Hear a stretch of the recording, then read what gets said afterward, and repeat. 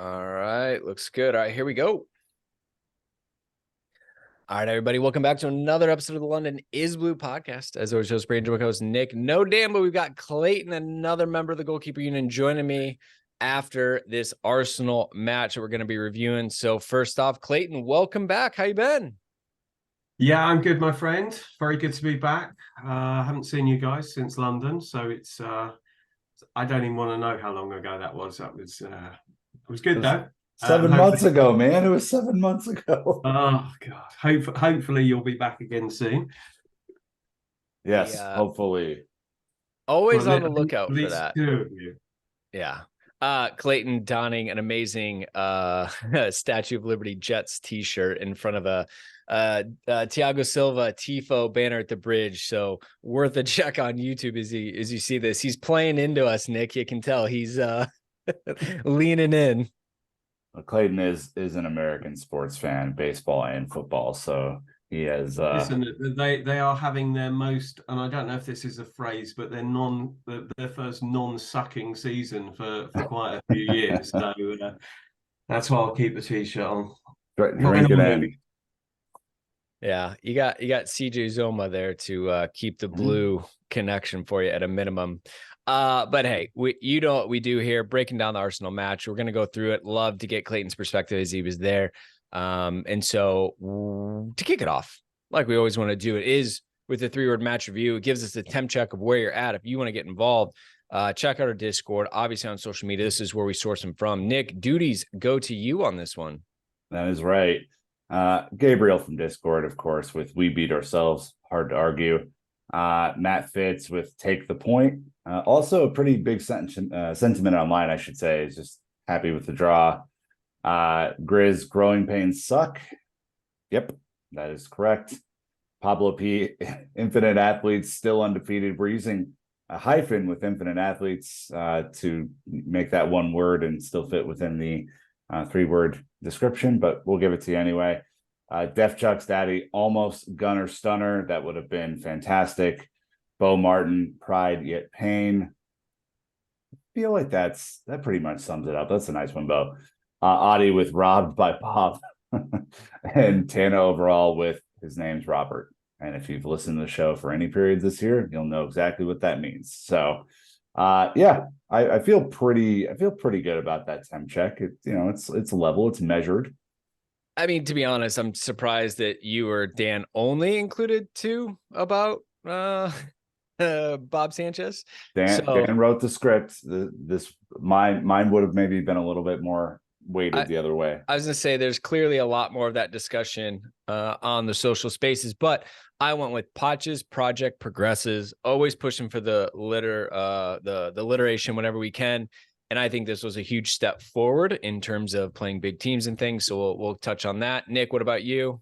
Switching it up at last minute, but winning is hard. This team has, I think, yet to really find that extra gear to win big matches so far, and that is going to take time. We got so used to the spine forever, just finding ways to win. These guys have to develop that. All right, Clayton, what about you? Well, I've moved away from the actual result, and my 3-word match review was he meant it. He meant it. I'm surprised that's the only one. That's the only he meant it in here. That's good. I like it. Well, as always, we just want to shout out everyone who participates with the show. Really appreciate it. Like the 3-word match review, the end of the matches, and so much more. But if you want to do that, follow us on social. Check it out on YouTube. Subscribe. Again, Clayton's rocking the shirt. Absolutely love to see it. We're on our way to 30K subscribers there. And then, as always, the 5-star reviews in Apple Podcasts, Spotify. We got to ask because it really helps. Free way to support the show. We would appreciate it. Obviously, a lot of shows. Now that we're coming out of the international break, I think, thank God football is back. But we did do a Cobham Crew last week with Phil, and it was a listener mailbag. What I do want to call out is we did get the question of like, hey, who are the 3 up-and-coming prospects? I'll tease you with the Alex Matos. Obviously, our boy at Nottingham Forest who's not getting game time. Right? Want to see a little bit more from him. Andres Santos? Those are the 2 that I will tease. There's a lot more with him. And at the same time, we got the Oh man, Blue Royalty is recording literally as we are as well, Nick. So a ton of content. We're back. Like the football's back. We're back. The football is back. You may also notice on a couple of episodes this month, maybe for the remainder of the month, that we don't have ads on the shows for a little bit. That is for a very specific reason that we will get into as we get closer to a future announcement. But enjoy some ad-free content here for a little bit and let it roll. Just let the whole show roll for you. All right. Well, let us go ahead and jump into the match details. It was Arsenal this past Saturday, the 21st of October in the Premier League at the Bridge. In case you missed it, Chelsea 2, Arsenal 2. Goals coming from Cole Palmer in the 15th minute. Mykhailo Mudryk in the 48th. Assist from Gallagher could have been Raya. Rice getting the breakthrough 77th minute, which will be a huge talking point with Trossard. Assist Saka in the 84th, getting it all drawn up. There was a lot of action, so we're going to kick it over to the Fifth Stand app, the only app from Chelsea FC. Thank you to them for letting us use their highlights. We'll be right back. All right. So action-packed, a lot to break down. Nick, we can reverse it. Go hit the lineup. Let's walk through how Poch lined up after an international break with a lot of guys still at home base. What did he put out there? Yeah, a lot of injuries as he touched on in the pre-match press conference on Friday still. So, a bit of a wonky lineup with Disasi apparently picking up a bit of a knock. So Robert Sanchez, a topic of conversation in this podcast for sure. Starting in goal again. We have Gusto, Silva, Colwill, and Cucurella as your back four. Cucurella resuming his trade at left back this time, with Gusto coming back in after his red card suspension. Caicedo and Enzo Fernandez making up a familiar pivot in midfield. Mykhailo Mudryk getting back into the lineup, who has a very important place in this game. Conor Gallagher and Raheem Sterling kind of making up that advanced midfield three, and then Cole Palmer and Sterling kind of rotating as your false nine throughout the game in different ways. Bench, let's see. Nicholas Jackson comes on in the 66th minute. Reece James comes on in the 84th minute alongside Madueke. And then a unused substitutes bench of Petrovic, Disasi, Badiashile, Matson, Ugochukwu, and Washington. Clayton, I'm going to bring you in real quick because I just want to get what you maybe thought or felt, your reaction to that lineup when you saw it. Obviously, international breaks sometimes. Usually there's at least 1 to 2 surprises, it seems like, with Chelsea. But you saw the lineup probably by the time you were on your way to the Bridge. What did you make of it? My main takeaway was the fact that we weren't playing with a striker. Mm-hmm. And a slight frustration that you don't know whether Jackson had taken a knock, because I never like playing without a striker. I think occasionally it works. Arsenal quite strong in defence, so you wanted somebody for them to sort of worry about. The rest of the team, after hearing the team sort of the injury news on Friday, wasn't really surprised. I was quite interested to see Levi Colwill actually play in his position, and sort of perhaps slightly nervous about Cucurella playing at left back, but as we'll discuss, there wasn't any need because he was one of our best performers on the day. Mm-hmm. Yeah, no, absolutely. I think the striker definitely was probably the big one, especially because we saw Broya Jackson came in, really lifted the team in the second half previously. But Nick, what about you? One thing about the striker position, obviously, you saw Friday that Broya aggravated his other knee, which is a shame. He's not even on the bench yesterday, which is you just hope to God that this kid can get healthy this year, because he's such a weapon when he is. I think that we probably had to rush him back because of Jackson's suspension against Fulham, which, who knows what happens there. And then you saw Jackson had a bigger bandage on his hand this time. I think he had surgery in the break to kind of fix whatever he had kind of injured in the previous 3 matches, since we're doing 3-match stints with all these damn international breaks now. So that bandage was pretty meaty. And it looked like it was maybe kind of a post-op sort of bandage. So let's hope that thing starts to heal up for him quickly as well. But you can imagine, I don't know if I know Brandon's broken bones before and stuff like that. I've broken my fingers before. Even if you're not making a whole lot of contact with people, which is unlikely in the Premier League, that thing still probably hurts a lot. So hopefully both these guys can get back healthy. But I think that was probably the reason for the false nine. Although I will say it looked okay for a lot of the game. Yeah, I've got a couple points around that, but I'm going to save it so we can get through the stats and start to do the analysis. XG 1.35 to Chelsea to 0.99 for Arsenal. Again, if you saw the XG table that was posted around the end of the international break, Chelsea would be top 4 if we're using XG instead of actual results. We had 11 shots, 5 on target to their 13 with 3 on target. Pretty even there. We had 3 yellow cards apiece. We had 2 big chances, missed the one. They had 1 big chance. They scored it. They had 3 goalkeeper saves to our 1. Goals prevented, we were negative 1.18 to their negative 0.11. So that's the worst that we have seen, unfortunately. The one random stat, though, from @OptaJoe says 21. Aged 21 years, 168 days. Cole Palmer is the 3rd youngest player to score a penalty in back-to-back Premier League appearances, behind only Bukayo Saka, 20 years, 230 days, and Peter Ndlovu, who is 21, 50 days. Responsibility. There's a little bit, Clayton, what did you see when the penalty was called? It looked like it was Raheem, Enzo, and Cole all kind of congregated, sorting it out. And listen, I think that the whole penalty thing is just, I don't want to sort of bore your listeners any more than I normally do, but I mean, the whole VAR thing is just farcical. So there was a huge appeal at the time. I sit at the other end of the stadium, so I wouldn't have had a clear view of it. So I didn't know. The game went on for, I don't know, 2 minutes, maybe. Mm-hmm. Yeah, it felt like a long time. And then the thing came up that there's a penalty review. Why didn't it come up within 15, 30 seconds? Stop the play. What would have happened if Arsenal would have scored? You know, it's an utter farce. It is an utter farce. I mean, great, we got a penalty and we scored and we went 1 up, which we deserved at the time. But it's not football. It really isn't. It's farcical. It's absolutely farcical. I just don't get it. I don't get the delay in doing it. Yes, you want them to get it right. Yes, you want, justice to be served. But it isn't, as we know, because it's all sort of fairly random.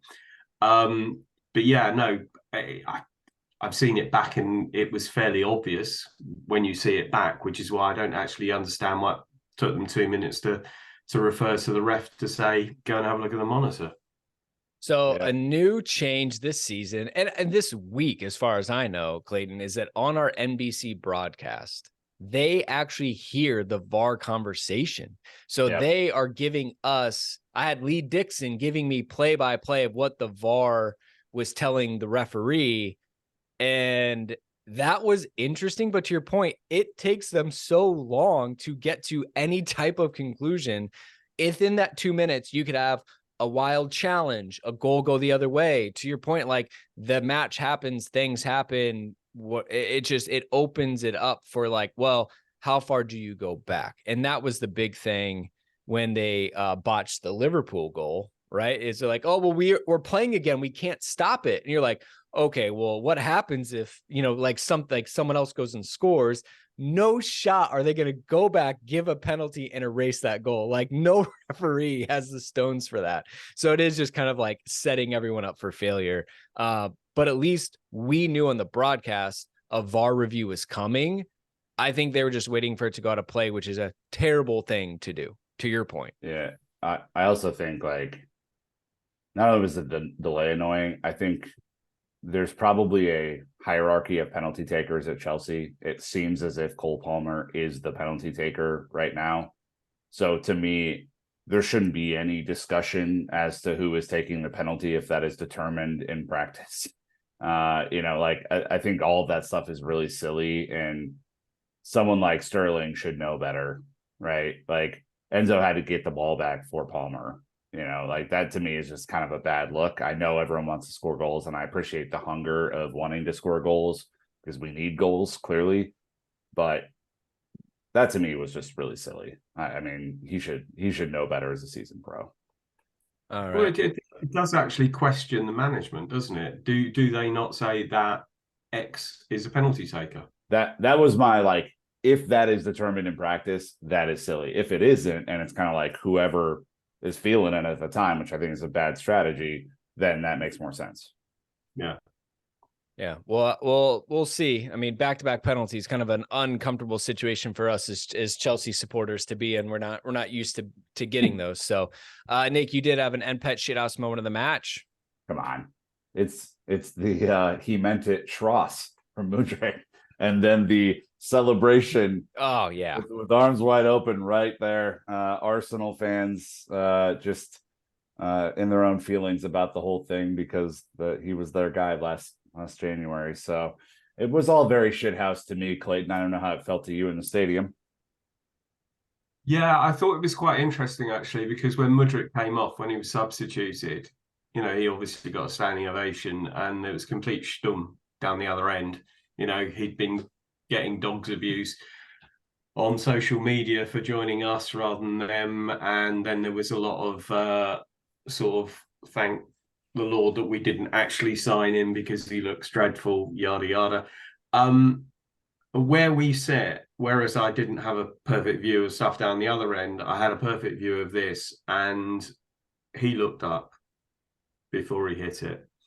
Now, whether he meant to do, I don't know what else he was meaning to do because there was nobody in the area. It was a shot. Now, you just got to take your hat off and say, great skill. And I'm pleased for him. I mean, one of the things which has become really evident in the last sort of 2-3 weeks in his performances is how hard he's working now.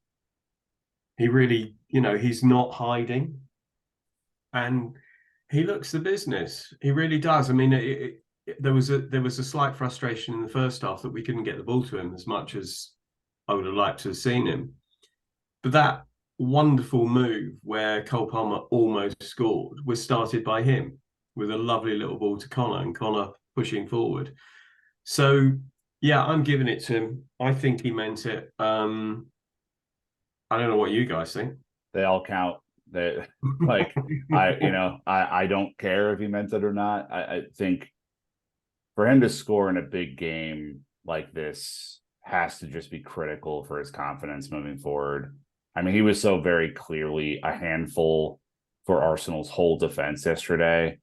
And I think to your point, Clayton, about Mudryk, and why I wanted to kind of give him a special shout here, his work rate going backwards, which has not always been the best, if we're being honest, was tremendous yesterday. I mean, he was helping out Cucurella. Cucurella was helping him out. Like, there seemed to be a way better understanding between the two. And he was doing the business, trying to bait Arsenal into bad passes when we were pressing and stuff like that. And all of that, to me, of course, the goal is fantastic. And of course, some of his dribbling play and movement off the ball is fantastic. But that's the kind of stuff that I appreciate when I'm watching this team, because in big matches, you need players to step up in all facets of the game, not just where they're kind of designated. And I really, yesterday was one of the first times that I was like, interesting. I think he's picking up what Poch is putting down. Well, look, there's a lot more to get into that. I do want to pause, hit our ad break, but we can get back a lot more of the almost statement win of the season. Thank you to sponsors. We'll be right back. We have no sponsors, remember. But future programming. Sure. So right. In the future, someone will have one. Clap it. All right, like we said, almost statement win of the season for 77 minutes. This was a Chelsea side. Everyone was behind. We were excited. The bridge was rocking. Playing Arsenal after international break, big bogey fixture, right? But it honestly looked like it was a bogey for Arsenal. They were flat. Their big players weren't showing up. Chelsea came out ready to go, had a great press, forced them into some mistakes. It felt to me, Clayton, like we were winning our 1v1 duels. You think of the Cucurella, Bukayo Saka, Malagusto. He was in there getting stuck in against Martinelli, who had done really good. Even the midfield against Declan Rice, Connor picking his pocket, Jorginho very limited, and Martin Odegaard, who was not involved. It was the greatest of starts. Finally got the goal in the 15-minute, dominating possession. But at the end of the day, it kind of slipped out of our hands. But Clayton, as far as up to the 77-minute, it was such a dominant performance. The bridge was so audible on the broadcast. I just kind of take me through the first, maybe even half. Yeah, I mean, there was a great atmosphere. I mean, London Derby, it's a 5:30 kickoff. You know what happens before, a lot of action in the local hostelries that you guys have frequented, and it's loud, it's better. And what was good that it built, because there's obviously nervousness. I mean, they are a bogey side. We haven't beaten them for 5 years now, and they're a good team. They're a good team. They just come off a win against Man City. And so there's a sort of apprehension. But we were up for it and they weren't. And one of the things that hacked me off, and I think I said this to Nick on sort of on a message, was, Arteta afterwards, we were very poor. Well, why were you poor? You were poor because you had no time on the ball. You were unsettled. We were all over you. I mean, the first half, we completely dominated them. They did nothing. They didn't have a shot on target in the first half. I don't remember Mr. Sanchez having anything to do in the first half. It was a performance that we've been waiting for. It was a performance that we basically hadn't seen for a long time. It was cohesive. It was passionate. It was everything that we expect to see from a Chelsea team. And it was fantastic. Ultimately, we look like a team. And that is what you want to see. You want to see us working hard and looking like we want it. The worst thing about some of the performances last season, and even, you think back to West Ham, it was just damp squib. You couldn't see anything. There was nothing there. Ultimately, we didn't win the game, but you can't not but be encouraged by what you saw yesterday. You really can't.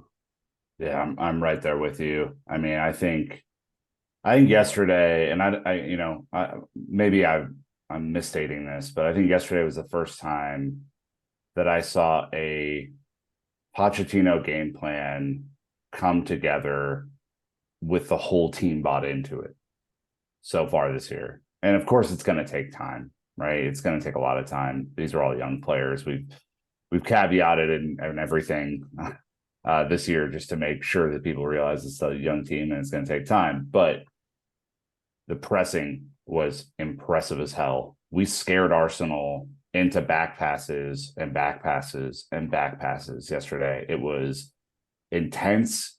The spacing of our players in the press was excellent all game. The hard work of your Cole Palmers and your Conor Gallaghers up front made Caicedo's job that much more impactful in midfield, made Enzo's job in transitioning the ball forward when we did win the ball back that much easier, and made our defense's lives a lot easier too. Even Cucurella, who I think, I second your earlier statement, Clayton, who had an excellent game. Everything moved together and moved back and moved together and moved back. It did look like one unit instead of three different pieces trying to figure out a way to work together. And that is incredibly encouraging. There can be no doubt about it. In these big matches, I kind of equate these things to, title fights in boxing. And the worst thing that you can do is wait to get hit. Just go out and start swinging right away and make sure that they know that this is an actual fight. And we haven't done that to them in a long fucking time. It's been a long time since we've come out and hit them first and then see what they have, right? And yesterday they didn't have anything. I mean, really, it was, some simple mistakes that got them back into the game, but it wasn't of their own making, and I think that's the encouraging part is if the team can play like this, especially in this stretch that we have coming up that is pretty damn difficult, there's a lot to be optimistic about. Yeah, I felt like the fullbacks were really standout in those performances where they were like lockdown defenders. They didn't go. I mean, Malo Gusto went forward a little bit, Cucurella not so much, which you're fine with. Sit back and just man mark Martinelli and Saka, so much go through them, and you constantly were forcing them backwards or picking their pocket and then starting the counterattack. And so I think that was a bright spot, especially when, it freed up the midfield, who I'll touch on a little bit, to do their thing as well. But I felt like, to me, those are elevated performances, especially Clayton. They're not your starting fullbacks when everyone's healthy, right? Like, this was our backup left back, backup right back.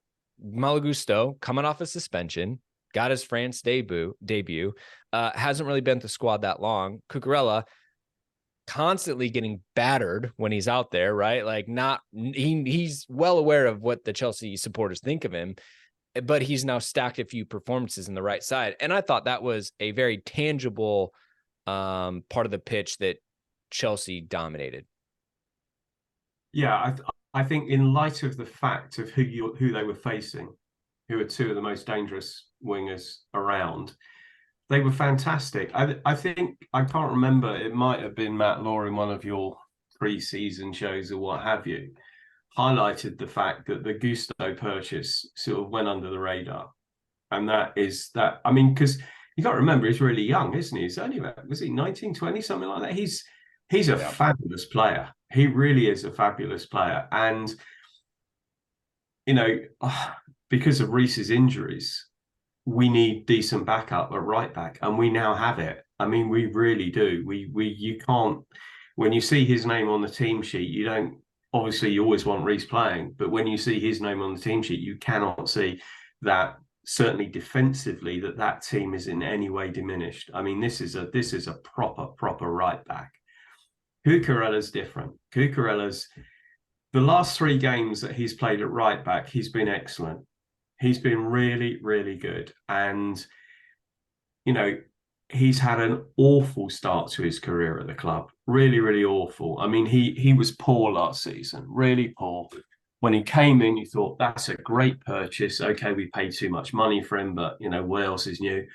But you just didn't see it last season. You just didn't see it at all. He had a couple of games where you thought, oh, yeah, not bad. This season, is on a different level. And yesterday was certainly, as far as I can remember, his best performance at left back that I've seen. And as you say, Brandon, he just didn't give them a sniff. And what I like about him, he's got something about him. He's, we're too nice as a team and have been for years, and we need a little bit of S-housery. He's got that. I don't know if you saw, like, there were a couple of things where he's sort of growling. He's like a terrier, he's not happy. And that's great. That's what I want to see from my players. So true. To pin it real quick, Nick, Gusto is 20, turns 21 May 19th, right? So our average age is 24.8, and that's with a 39-year-old on the pitch. Arsenal was 25.6. We know they're also a young and upcoming team, but I mean, almost a year younger on average. So anyways, Nick, I know you wanted to touch on those fullbacks. Yeah, a special shout to Cucurella yesterday. I think Saka right now is the hardest assignment that a left back can have in the league. Saka's playing extremely well. He's obviously a quality player. He's now a starter for England. Like, these are not easy assignments. He's a super, super tricky player as well. Has the skill and the strength to get by lesser fullbacks. And Cucurella never let him out of his sight yesterday in open play. I mean, he was on him, connected to him, and I was praying that we would do some sort of man marking exercise yesterday, because when those players are allowed to float between the lines, that's when they're most dangerous. That's when they really get going.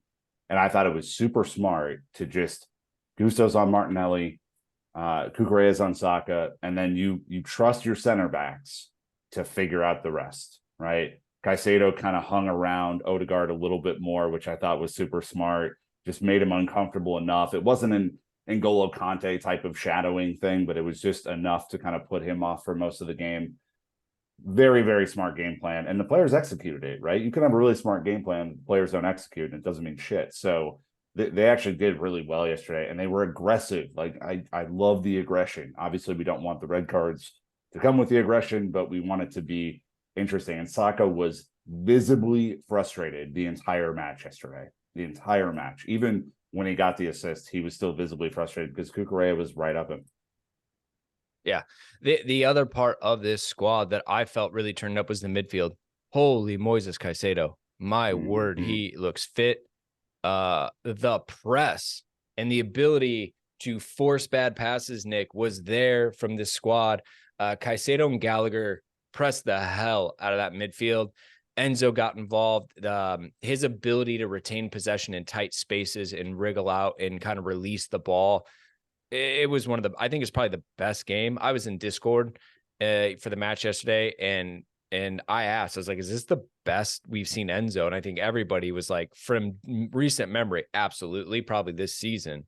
So again, like Gallagher continuing to do a little bit of everything, Caicedo being an absolute destroyer back there, and also covering an immense amount of ground. This, short of a goal, because we know Enzo still hasn't proved that he can score goals. Connor had his half chance, he was offsides, but like that is right now the only thing missing, it feels like, from this midfield, especially when you're going up against the Jorginho, Declan Rice, Martin Odegaard. Jorginho probably is their weak link. They wish they didn't have in there, but Declan and Martin Odegaard are considered a couple of the top midfielders in the Premier League in recent memory. So they stepped up too. Yeah, we didn't really even play Jorginho yesterday. We just kind of let him sit there and kind of pass sideways, which was hilarious to see from the other side. But I thought that, when Odegaard floated in, Caicedo was right there, knew exactly what he was trying to do. I thought it was just a masterclass in the way that he was kind of patrolling that area of the field. And then the other thing about Caicedo that I think went under the radar when we signed him is that he is an incredibly accurate passer moving the ball forward. And there were some passes that were floated out to the wings that went to Cole Palmer or Raheem Sterling or even Mudryk that allowed them to run with the ball after that. Like, he is not just a destroyer. He's not just going to win you the ball back and then freak out with the ball at his feet. He actually does move the ball forward really well. And I am incredibly impressed by him. I think in these big games, Clayton, you're going to see the best of him because he will have real challenges in transition to move the ball, and he seems up for it. I think it was a Fulham game, and I just thought, hello, we've got a midfield. These three are working really well together. And I thought they were excellent yesterday. It's interesting what you were saying about Enzo, because of the three, I would say he was the quietest one, and I'm not criticizing him, but he wasn't as busy in the game as Caicedo and Gallagher from my perspective, but what do I know? And who knew that spending £200 million on two midfield players would get us a good midfield? Doesn't always work, but it has done. I mean, I have to say that I love Enzo, and I think Enzo is just an absolutely class footballer. I had seen very little of Caicedo, other than, when we played Brighton. He's fabulous. He's fit, and he is fantastic. And what can you say about Connor? The much still bizarrely maligned Connor. I mean, go figure. I don't get it. I basically bigged him up at the beginning of the season when it looked like he was going, and I got lots of dogs abuse. He never gets in. He's never going to be a class player. He's not, he's not good enough. Every team that wins the league has got a Gallagher in it, a player that you may not immediately think he's the number one player on the team sheet. I mean, apart from the fact he loves the club, which you can't buy, that's he wants to be out there. He wants to play, and he wants to play for Chelsea, and that for me is a huge thing.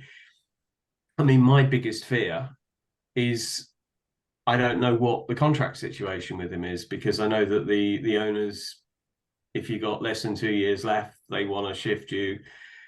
Has he been offered a new contract? I mean, that's a big thing, because he just looks the part, and making him captain, genius. He was fantastic yesterday. I mean, Again. he was, yeah, again, yeah, no, he really was. I mean, he was playing center forward for a little bit in this game. He was like mixing it up. And Palmer would kind of drop deeper, and then he'd move up, and then he would lead the press, and then he would drop back. And I just thought the understanding of those four up front was fantastic, especially because we didn't have that sort of target player. And he got stuck in on some tackles, which I really appreciate. I think him and Declan got tangled a couple of times, which was interesting to see. Because I still think Declan's a fantastic player, and I really like watching him play, except when he's playing against us. So it's an interesting one, but God, he was all over the place yesterday. I mean, pure heart and guts. And again, big games, big performances. You can count on him to absolutely lay it out on the field. No problem. Well, I'm going to pause there. We're going to take a quick break. But when we do get back, so much more, specifically what Poch had to say. So thank you to sponsors. We'll be right back. All right, just to put the bow on the midfield, Poch said after the match, we needed to change the shape and the strategy of the attack. We tried to have superiority in the middle with Palmer and Conor Gallagher, stopping the center backs, having a reference and getting them into the midfield zone. And then we used Sterling and Mudryk for the 1v1s. I am so happy with the performance of Palmer and Gallagher, end quote. Poch is happy. I'm happy. Again, when you see the Proyecto de Poch come together, gentlemen, there is a lot to like. Again, Clayton, you said at the beginning, the cohesiveness, we looked like a team, a unit. That to me is the big thing that shows that what Poch has been working on up to this point, dealing with endless injuries, terrible suspensions, calls not going our way. You're starting to see this team say, outside of all of that, we are going to create our own fortune and create the results we want. And we're starting to see it. It would actually be really embarrassing if you were a large influencer who said Poch out a few weeks ago. Thank God that was not us. Let's talk about the other side of this. There was a lot of up. We got the excitement out. The draw that felt like a loss. Part deux. Poch puts it, context is everything. Nick, do you want to take this one? Yeah, I said, of course, we're disappointed at the end. We can't only look at the last few minutes. There are many positive things. We're the better team.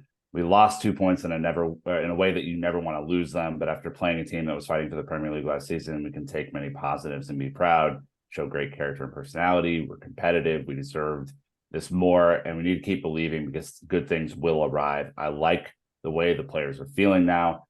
They are really upset. I want to see that, but we need to keep working. We are in a good way.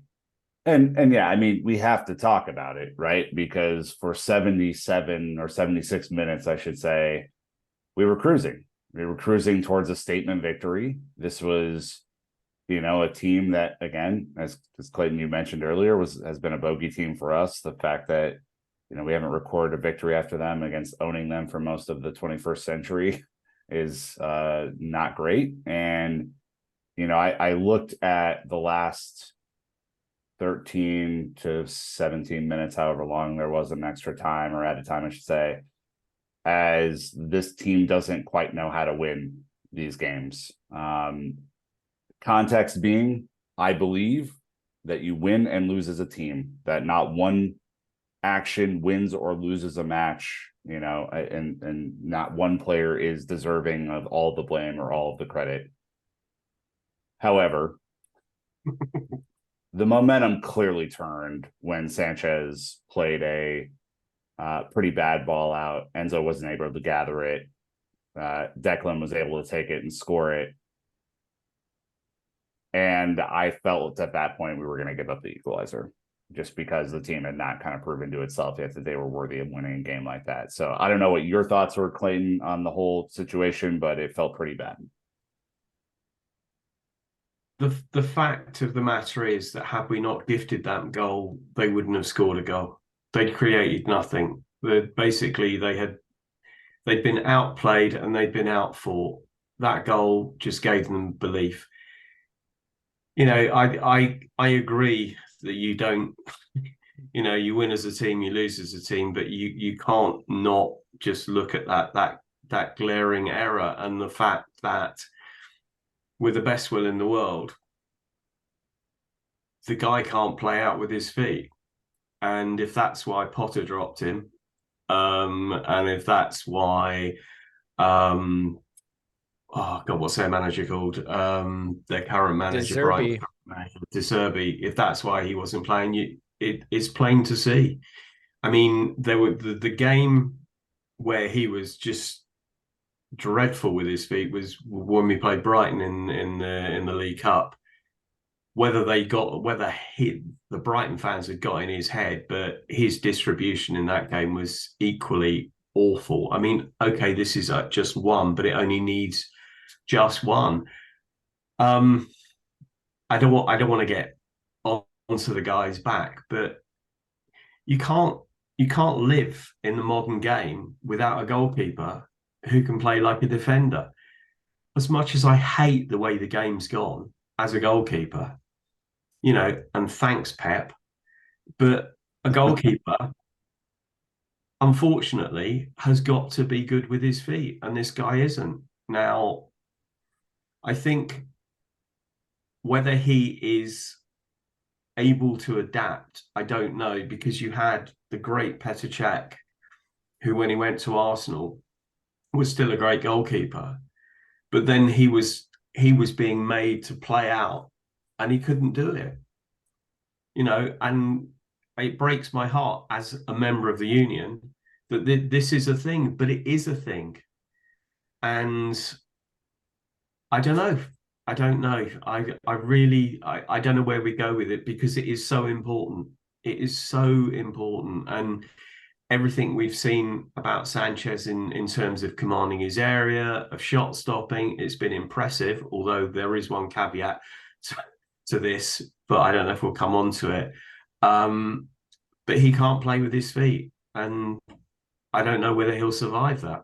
But before you go, Brandon, before you get stuck in here, because I know you have commentary, if this was the first time that we saw Sanchez make an error with his feet, then I don't think we'd be having the same conversation. But it seems as if this is once or twice a game or every other game that we're seeing a giveaway in a dangerous area that could be converted into a goal. And unluckily for us, it was this time. But you think back to the Brighton chance that João Pedro had in the cup, that probably should have been a goal as well, right? So it does seem as if this is a trend, not just an isolated incident. Oh, I mean, I haven't really heard of any other examples minus the Brighton one. But Matt and I talked about it. Like, is he great? No, like, he's not great. So I think Chelsea have to figure out, we know that Robert Sanchez came in almost as a transition goalkeeper, got him for a great price, right? Probably doing better than what they expected they're going to get on. Clayton nailed it. Shot stopping, commanding in the box, aerial prowess. He crushed Gabriel Jesus yesterday, right? Clattered him. That's what you get with him, big goalkeeper, right? Attackers are not going to want to go up for any cross because they think big body Bob is coming through. The downside is, his feet. So Chelsea need to understand with Tony Jimenez what they do want Sanchez to do and not do. How do they minimize his liabilities and maximize his strengths? But I would say this was a pass you would expect him to make. Not under pressure, straightforward. Enzo, was in space, could hit, and he didn't. The hard part is that he created the only half chance, and Declan buried it, almost missed it. And I think if Declan wouldn't have hit it first time, credit to him, it probably doesn't go in. It was the worst of the worst. So I think, obviously goalkeepers judge harshly. Cole Palmer, when David Raya did the exact same thing, except even worse, was able to recover. Cole didn't finish right away. Jackson had some opportunities where he didn't finish right away. The ball just gets stuck under the attacker's foot.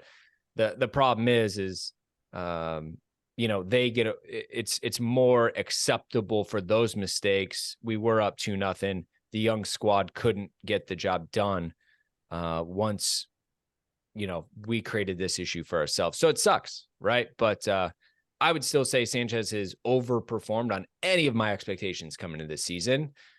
They're going to have to grow and learn and figure it out.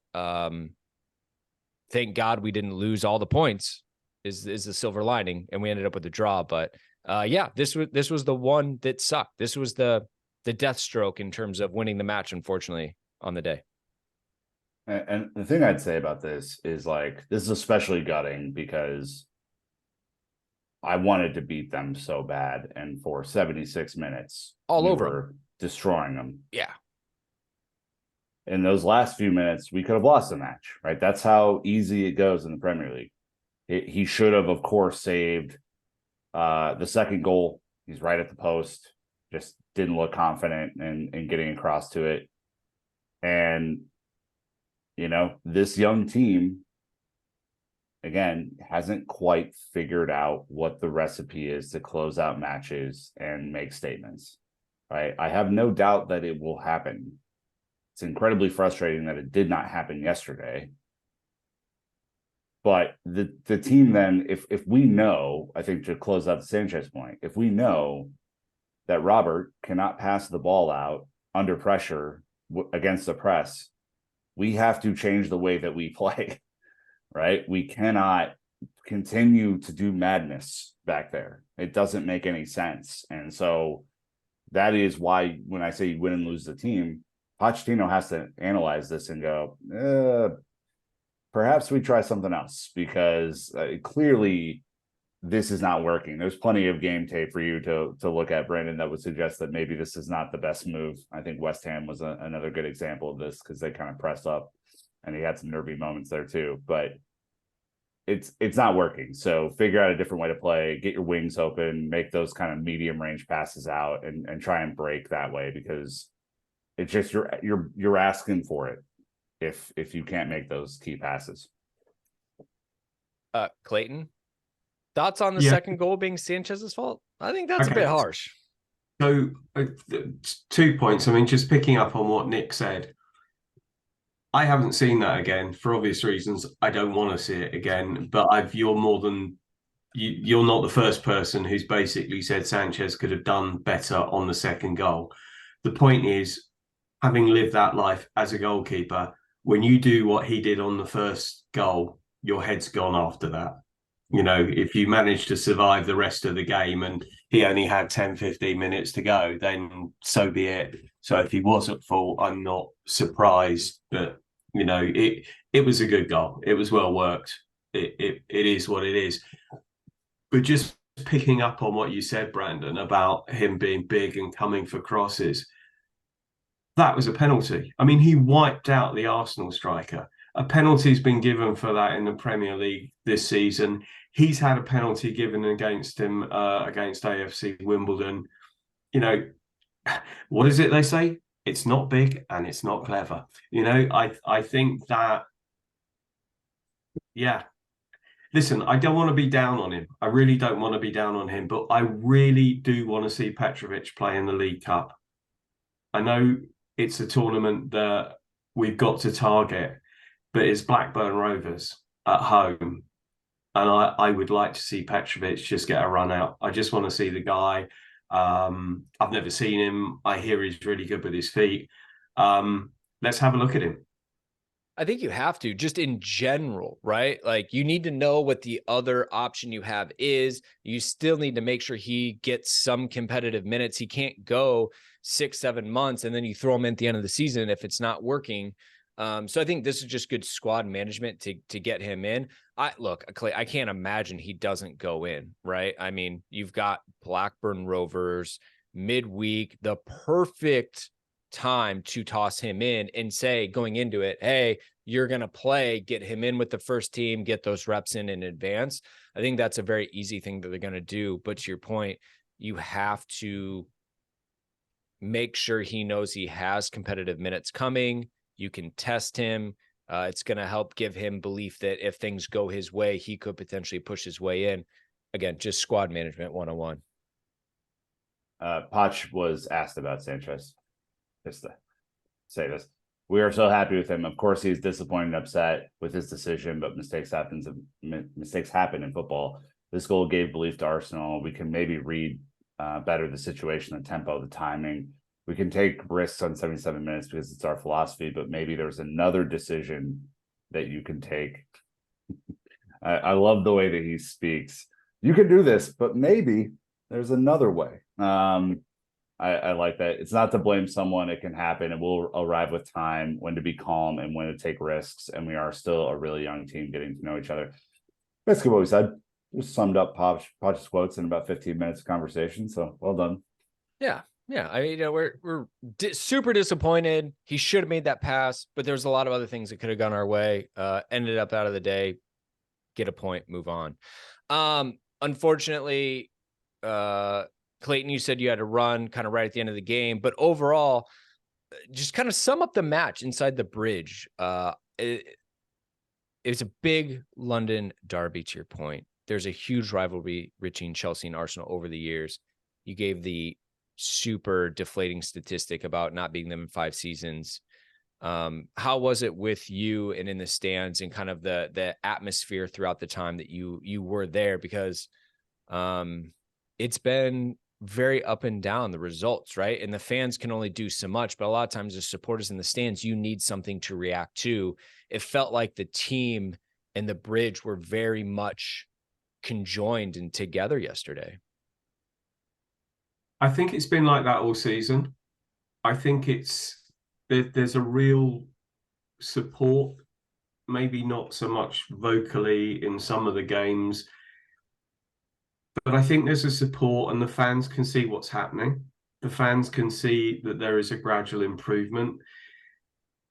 They're not seeing the disjointed football of Potter. They're not seeing the sort of, well, quite frankly, lame football that Lampard produced, not blaming him per se, but they're basically seeing something happening. They're seeing players play for the shirt. The fans are very, very much on side. There hasn't been any reaction to the fact that we're managed by a guy who used to manage another team whose name we don't mention.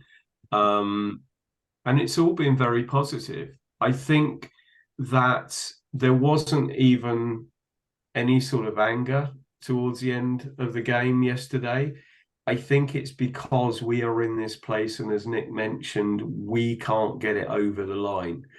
And I think there's a sort of general acceptance within the support and within the ground that, you know, we don't win these games. We haven't won a big game. We didn't win one last season. And I can't remember the last time. I don't know if you got the stats of the last time we beat somebody in the big 6 or 7 or whatever it is.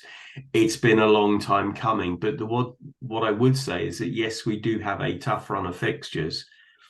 But the way we're playing at the moment, I can see that it's going to happen. I think it's going to happen in this run of fixtures, because I actually think that we are improving. I think the big thing that we need to do, I think, to top and tail this season is that we need to get a proper striker in over Christmas, which is perhaps going off topic. But yeah, no, the stadium's good. There's good vibes at the moment. Love it. Special shout out for Thiago Silva in this match, who I thought was by and large excellent. Wow. Vintage. As my boy Chase at the KC Blues said yesterday at the pub, stalwart back there. Levi didn't have a tremendously comfortable game, I'd say. On the other side, I thought that he looked a little nervy at times, but he fought through it, which is a credit to him. He did fight through it. He didn't crumble after had some misplaced passes and clearances. He stayed engaged. He stuck in. Thiago really helped him though, and was truly excellent across the board yesterday. But that's the point, Clayton, is like Thiago needs a week to recover. He can't be playing every single minute of every single game. My man's got 2 weeks off. It was great. He was in cryo every day, probably rolling back the weeks. So you guys know me of old, and you know that I've been going to Stamford Bridge for a very, very long time. And Thiago Silva is without doubt in the top 10 of the best players I've ever seen play for Chelsea. He is unbelievable. I mean, he's just so classy. He's just a brilliant footballer. And what you've got to remember is this guy's 39 and he's playing in his head. And he's still better than most of the strikers that he comes up against. He is just it is such a privilege to see this guy play football. And it will be a sad day when he departs. Gabriel Jesus tried many different moves to get around him yesterday. None of them were successful. And there was one moment where Thiago just like stiff armed him off the ball and was like, there, son. It was cute, but no, I'll be having that. And just pass it clearly out to Gusto. And oh man, I was watching this. I was like, God, this is like 2 years ago, Thiago Silva that we're watching. Just class across the board. Another shithouse moment of the match I've just remembered was at one point, Levi Colwell blocked a header at the back post with his chest. So quite athletic of him. Crazy. He's going to be special, man. He is going to be special. It's not hard to see, but these are the moments, this like cauldron sort of game is a moment where he's going to grow for sure. Well, no Dan of the match because it wasn't a win. I think that there's some good candidates, which is nice that we had options to choose from. But as we look around the table, some of the other fixtures that have gone on over the weekend, it was Liverpool-Everton, the Merseyside derby, 2-0. Ashley Young coating himself in glory, getting a first half 2 cautions sent off. Brentford beating Burnley 3-0, red card for Burnley. Bournemouth 1, Wolves 2, a red card for Bournemouth. So the trend's not over as far as people being sent off. Nottingham Forest, Luton Town, battle the Bads, punch for punch, 2-2. Man City 2, Brighton 1, red card for Man City. Newcastle 4, Crystal Palace 0, Chelsea Arsenal 2-2. Sheffield United 1, Man United 2. This morning, Sunday's match, Villa 4, West Ham 1, with Tottenham Fulham yet to play on Monday. There's a lot that went on in this one. I don't know, Nick, if you watched any of the games that we're excited by. I don't think there's really any huge surprises over the weekend. No, I watched the Villa West Ham game this morning because I was really interested in that. I think these two teams are largely like the same team, just one place in Birmingham, one place in London. But Villa are cooking right now. They look pretty damn good, and they're physical. They're very vertical as a team. Like they just like to get vertical really quick. So I was impressed by them. City has not looked as good this season as I thought they would. I think the table is gonna shake out by Christmas as it always does. But right now they're really struggling. That's 2 games with the red card in a row for them, which is interesting. But no, I think the rest of it is pretty clean. Newcastle have, for me, the best form of all these teams right now and look really, really tough. Clayton, anyone really surprising you, or the opposite, really surprised by how poor they've been this season? I think Villa are very impressive. I think he's doing a great job. I mean, he's been there. I think I read earlier he's been there 10 months, and what he's done in 10 months, is what we were hoping that Potter was going to do with us. But he's a genuinely good manager. No, I think everything's happening as it should. I mean, I'm quite surprised that Bournemouth haven't won a game this season. Brentford, sadly, who haven't been doing that well, have now sort of started winning games, obviously just before they're playing us. But no, I think, listen, I saw the only game I saw other than our game this weekend was I watched some of the Liverpool game, and yet again, just appalling double standards of refereeing. Just Everton, 2 bookings, bloke goes off, Kyoto, whatever his name is, booking, and then a dead, second booking, but it wasn't given, and it was 0-0 at the time, and it's just, it skews everything. But yeah, no, listen, I agree, City don't look as they do. They've lost a couple of really good players, but I think every season City starts slowish. Yep. And then it's just like, it's like a big stretch of February game. All right then. All right, yeah, we'll win every game now till the end of the season, if we must. I'm just waiting for Klopp to come out and ask for the referee to referee all the rest of their matches now. Oh my gosh. It's just fantastic. The Liverpool bias. referees are afraid of Klopp now because they said, oh, he won't referee any more of the Liverpool games. Like, no referee wants to put themselves in that situation. The way that they have handled this is shocking yet again. I'm over it. Anyways, table as it stands. City atop, Arsenal, Liverpool, Tottenham are the top four. Tottenham win against Fulham tomorrow, which you would expect. They would jump Liverpool and Arsenal. And actually, they go right to the top of the table if Spurs win tomorrow. And then in the middle of the table, Chelsea are 10th. We've got United 8, West Ham 9, Chelsea 10, Palace 11. And then the bottom, Burnley 18th, Bournemouth 19th, Sheffield United 20th. Sheffield United quietly going down without a whimper. Luton Town escaping relegation by a point as it stands. Clayton, don't worry. The only match Burnley or Brentford have won the last 5 was this last one against a very, very bad Burnley. So, hopefully that doesn't put too much wind in their sails, but the next matchup is Chelsea versus Brentford. As you said, a little bit of a West London match coming up on next Saturday, 6:30 a.m. for us, which means what? A noon 30 kickoff for you, Clayton. 12:30 kickoff, yeah.